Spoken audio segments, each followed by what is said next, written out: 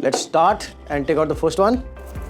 What should I check before I plan to sell my house? The first and foremost thing that you should check is what is the reason of selling the house? Why do you want to sell the house? Is it to upgrade? Is it to downgrade? Is it to wrap up all your assets and move on in life with something else? That is the most important thing. And furthermore, you should make sure that you know your numbers after selling and taking out all the closing costs that include realtors' fees, lawyers' fees, and other closing costs. What would you pocket? How much money would come in your pocket? Next one.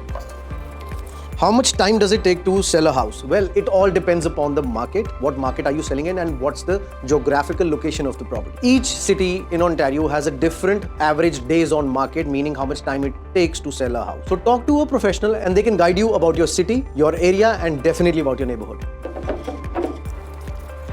I don't like the idea of strangers walking into my house. Can I sell a house without showings? Well, it depends. Gone are the days of COVID when people would just buy a house by looking at the pictures. That's not the market we are in anymore. Right now, as long as your property is not showcased well, it is not everywhere on social media, it doesn't have the exposure of realtor.ca and all the MLS listing websites. As long as it's not visible to buyers and realtors, there are very bleak chances that it would sell. So yes, list your property. The more people see it, more showings would happen, more buyers would come and more offers would come and more price you will get. Is staging absolutely necessary before I sell my house? The answer is no.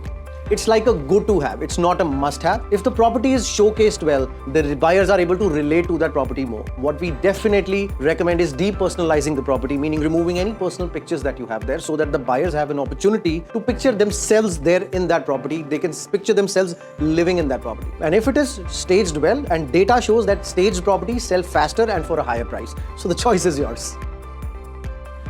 Do I need to vacate my property before I list it? The answer is no. However, it is always recommended that sellers vacate the property while there are showings going on, because this gives them buyers some personal time with their realtor so that they have the ease of discussing pros and cons while they are on the property. With sellers there, they may not be able to.